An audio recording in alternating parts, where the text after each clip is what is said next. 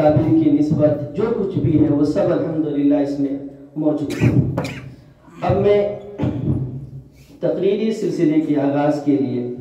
سب سے پہلے دور حدیث شریف کی طالب علم محمد حنزلہ کو دعوت دے رہا ہوں کہ وہ آئیں اور اسلام ایک آفاقی انقلاب کی عنوان پر اپنی تقریر پیش کریں۔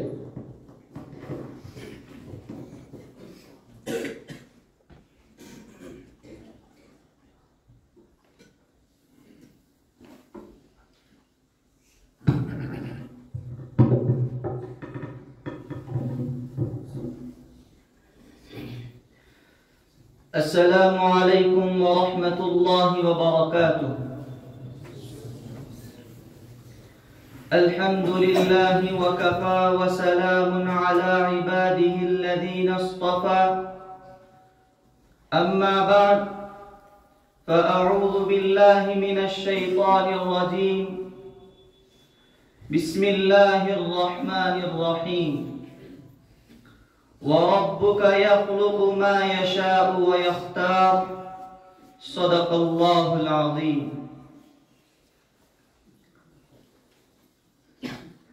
کچھ اہل چمن کچھ اہل حشم میں خانہ گرانے آئے تھے،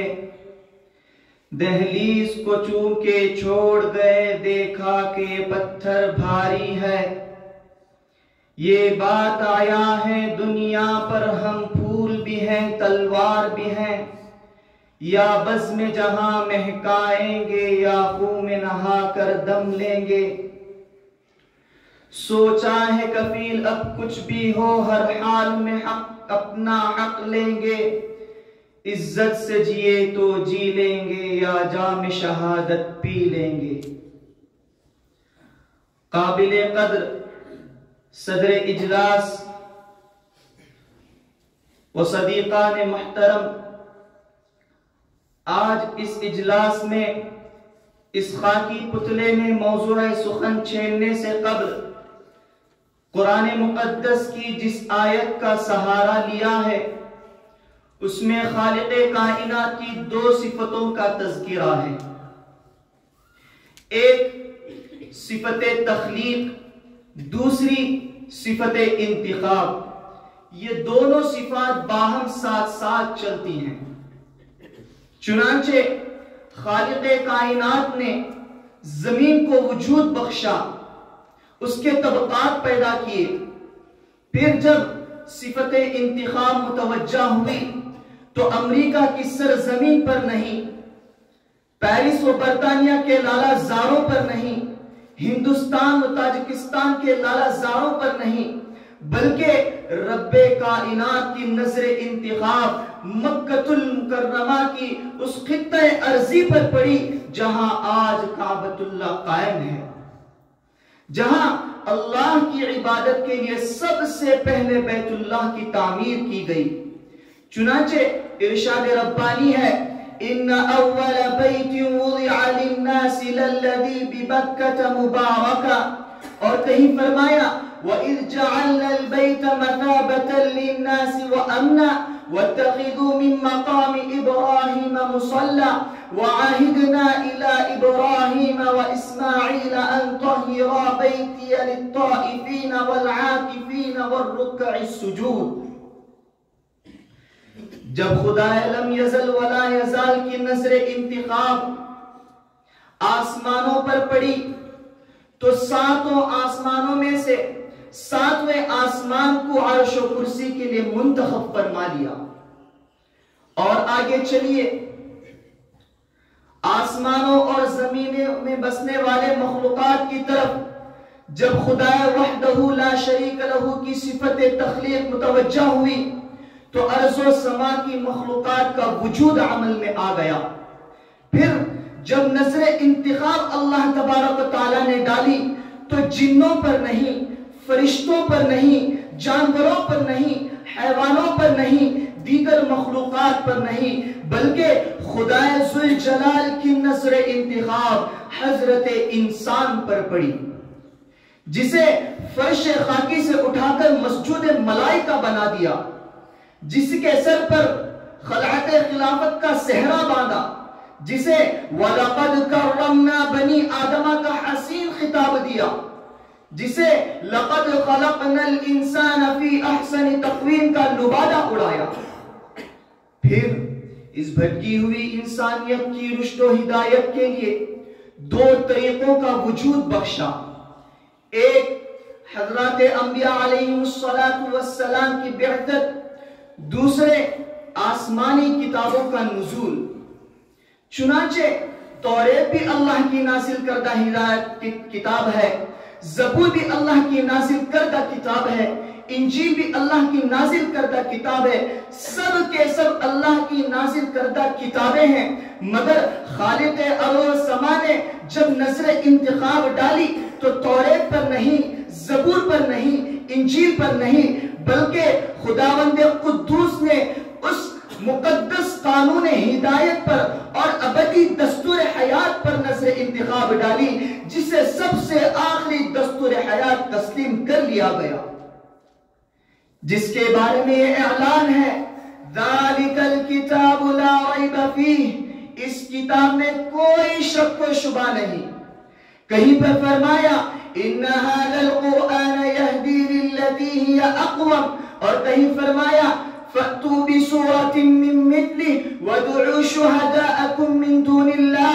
إِن كُنتُمْ صَادِقِينَ، اور کہیں فرمایا إِنَّا نَحْنُ نَزَّلْنَا الذِّكْرَ وَإِنَّا لَهُ لَحَافِظُونَ، اور کہیں فرمایا لَا يَمَسُّهُ إِلَّا الْمُطَهَّرُونَ تَنزِيلٌ مِّن رَّبِّ الْعَالَمِينَ، اور کہیں فرمایا إِنَّا أَنزَلْنَاهُ فِي لَيْلَةِ الْقَدْرِ۔ اور آگے چلیے، اللہ تبارک و تعالیٰ نے دنیا میں بہت سے ادیان و مذاہب کو پیدا فرمایا، بہت سے دین و ملت کو جنم دیا، چنانچہ جب رب ذوالجلال کی نظر انتخاب متوجہ ہوئی تو دین یہودیت پر نہیں، دین نصرانیت پر نہیں، دین عیسائیت پر نہیں، دین مجوسیت پر نہیں، بلکہ خداوند قدوس کی نظر انتخاب دین اسلام پر ہوئی، دین ابراہیم پر ہوئی، جو دین حضور اکرم سرور دو عالم صلی اللہ علیہ وسلم لے کر مبعوث ہوئے، اس دین پر پڑھی، اور اس شان و شوکت کے ساتھ پڑھی کہ جملہ تمام ادیان سابقہ کو بالکلیہ طور پر منسوخ کر کے رکھ دیا۔ چنانچہ دربار رسالت صلی اللہ علیہ وسلم کی جانب سے اعلان ہوتا ہے الاسلام یہدم ما کان قبلہ، اسلام کے آ جانے کے بعد، اسلام کے رونما ہو جانے کے بعد، دین محمدی کے جلوہ گر ہو جانے کے بعد کسی دین کو، کسی مذہب کو پلٹنے کی قطعاً گنجائش نہیں، باقی رہنے کی قطعاً اجازت نہیں۔ چنانچہ اللہ تبارک و تعالیٰ نے صاف لفظوں میں اعلان کیا ان الدین عند اللہ اسلام، اللہ کے نزدیک اگر کوئی دین، اگر کوئی مذہب قابل عمل ہے، قابل قبول ہے تو صرف و صرف دین اسلام ہے۔ دین اسلام کے علاوہ، مذہب اسلام کے علاوہ اگر کوئی دوسرا دین ڈھونڈتا ہے تو وہ قابل عمل نہیں، قابل تقلید نہیں، لائق حجت نہیں۔ صرف اسلامی ایسا صاف و شفاف مذہب ہے جو اللہ کے نزدیک محبوب و پسندیدہ ہے، صرف اسلامی ایسا صاف و شفاف آئینہ ہے جو اللہ کے نزدیک مقبول و برگزیدہ ہے۔ لہٰذا اب اگر کوئی اسلام کو چھوڑ کر اسلام کے علاوہ، دین محمد کے علاوہ، دین رسول کے علاوہ دوسرا دین تلاش کرتا ہے، دامن اسلام کو چھوڑ کر دوسرے دامن سے منسلک ہونے کی کوشش کرتا ہے، دامن قرآن کو چھوڑ کر دوسرے دامن سے وابستہ ہونے کی کوشش کرتا ہے تو وہ ہرگز قبول نہیں۔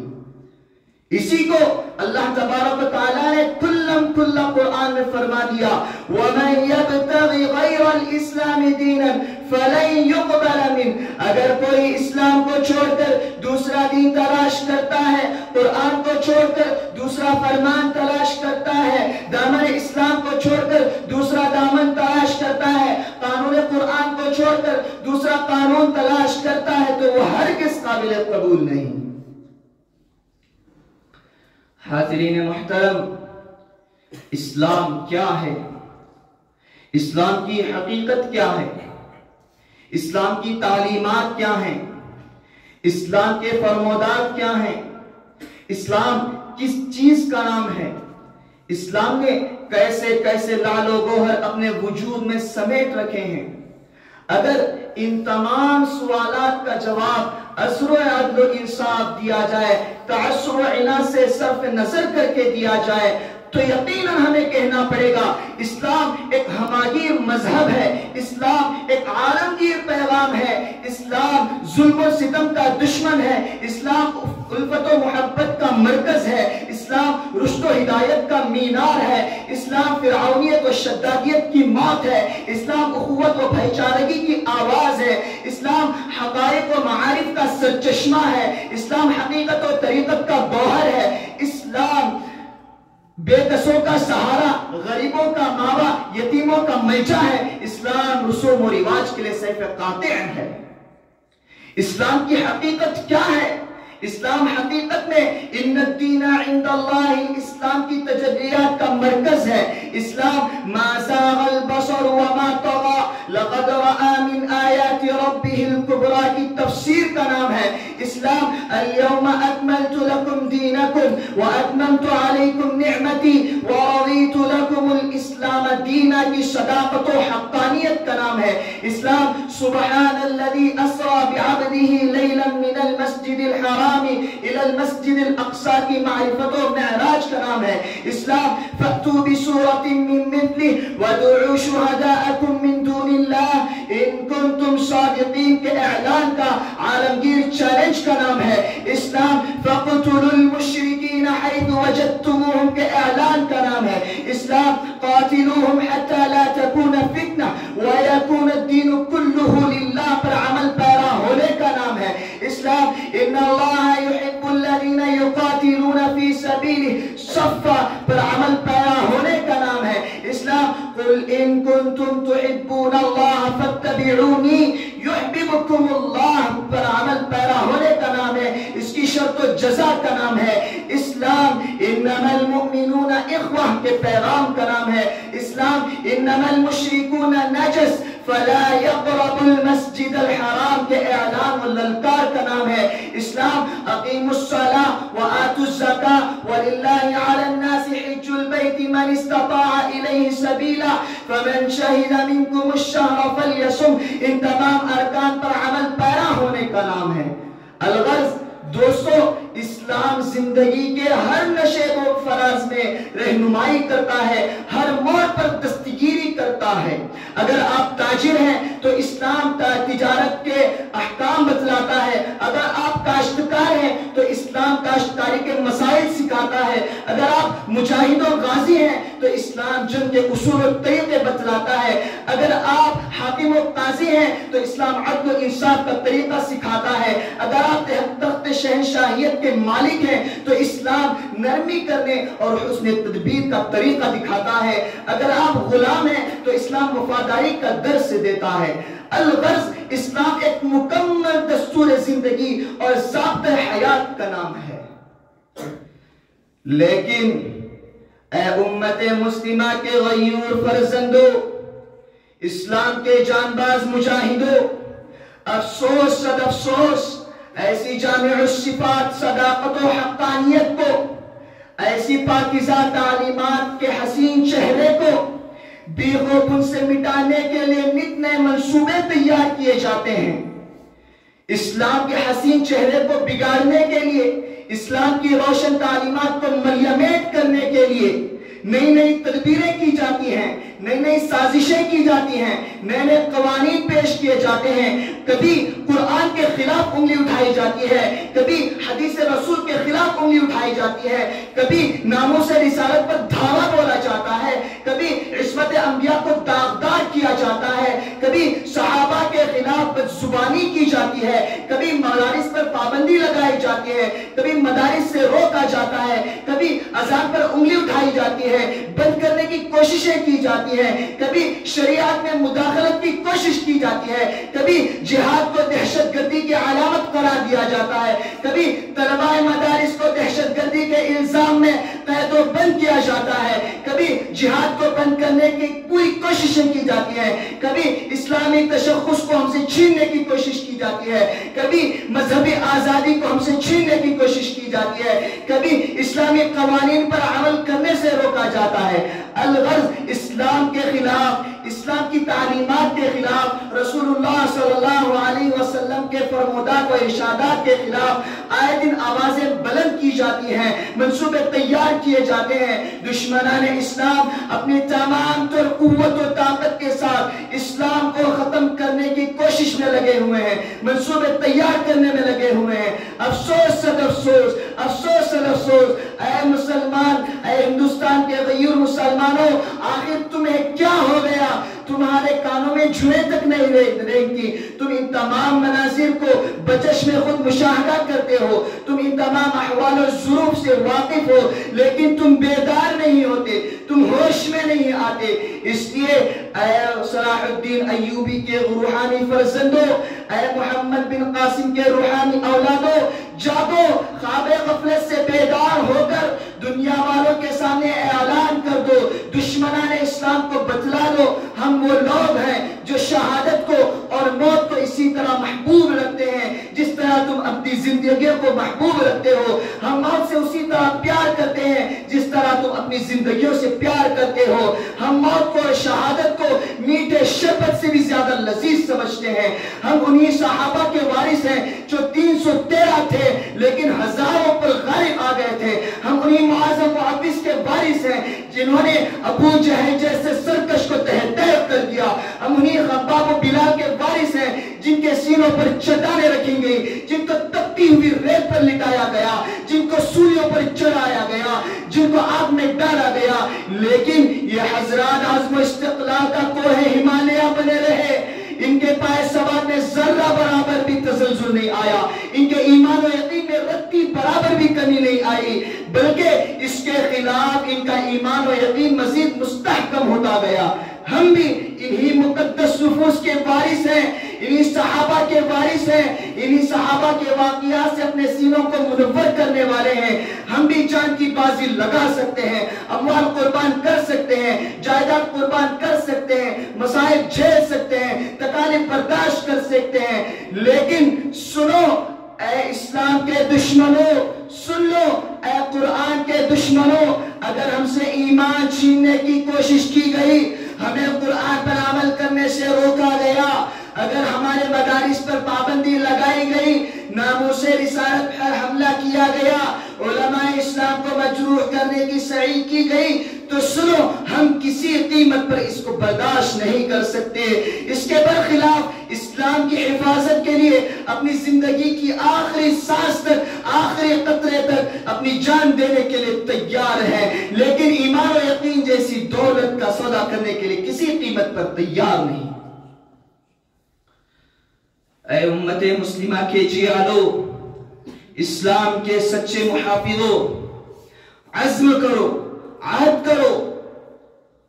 اور دشمنان اسلام کے سامنے اعلان کر دو،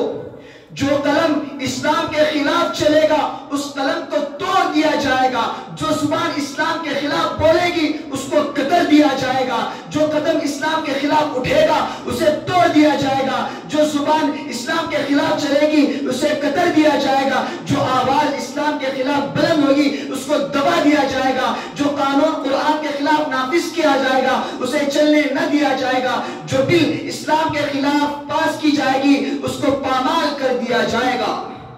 الغرض آج اسلام اغیار کے نظروں میں کانٹوں کی طرح چبھ رہا ہے، اس لیے ہزاروں باطل طاقتیں قوتیں مل کر اسلام کو جڑ سے ختم کرنے میں مصروف کار نظر آتے ہیں۔ نور خدا ہے کفر کی حرکت پہ خندزن، نور خدا ہے کفر کی حرکت پہ خندزن، پھونکوں سے یہ چراغ بجھایا نہ جائے گا۔ یریدون لیطفئوا نور اللہ بافواہہم واللہ متم نورہ ولو کرہ الکافرون۔ اے امت کے جیالو، علم نبوت کے حاملو، اگر آپ نے وقت سے پہلے اس سیل رواں پر قدغن نہ لگایا اگر آپ نے حالات کی نزاکت کو محسوس نہ کیا، آپ نے اسلام کے مقابلے میں جو ہوائیں چل رہی ہیں ان کا مقابلہ نہ کیا، اگر اسلام کی جانب سے دفاعی کارروائی نہ کی، تو یاد رکھو ہم پر بھی وہ دن آئے گا جو بخارا اور سمرقند میں آیا، جو بوسینا اور فلسطین میں آیا۔ وہاں کی مساجد ویران کر دی گئی، وہاں کے مدارس تباہ و برباد کر دیے گئے، وہاں کے علماء کو قتل کر دیا گیا، وہاں کے مدارس کو استبل میں تبدیل کر دیا گیا، مکاتب کو ختم کر دیا گیا، خانقاہوں کو نیست و نابود کر دیا گیا، علماء اسلام کو مجروح کیا گیا، اسلامی ماں اور بہنوں کی عزتوں کو لوٹا گیا، ان کے دامن عفت کو تار تار کیا گیا، سنت رسول کی دھجیاں اڑائی گئیں۔ اس لیے اے امت مسلمہ کے غیور مسلمانوں، حضرت محمد صلی اللہ علیہ وسلم کے سچے امتیوں، ضرورت ہے ہم وقت سے پہلے ایک اور نیک ہو کر، متحد ہو کر، وَاعْتَصِمُوا بِحَبْلِ اللَّهِ جَمِيعًا وَلَا تَفَرَّقُوا کا عملی نمونہ بن کر دشمنان اسلام کے سامنے یہ اعلان کر دیں کہ ہم تمہاری کوششوں کو ناکام کرنے کے لیے زندگی کی آخری سانس تک خون کا قطرہ بہانے کے لیے تیار ہیں، لیکن تمہارے اس منصوبے کو کامیاب ہونے نہ دیں گے انشاءاللہ۔ ورنہ قدرت کا یہ دستور ہے، جب قدرت کسی قوم و ملت میں احساس و شعور دیتی ہے، علامت حیات دیتی ہے، تو اسے جھنجھوڑتی ہے، اسے دستک دے کر جگاتی ہے، بیدار کرتی ہے۔ لیکن اگر قدرت کسی سے مایوس ہو جاتی ہے تو اسے لوریاں دے کر، موت کی گولیاں کھلا کر ہمیشہ کے لیے سلا دیتی ہے۔ اللہ تعالیٰ سے دعا فرمائیں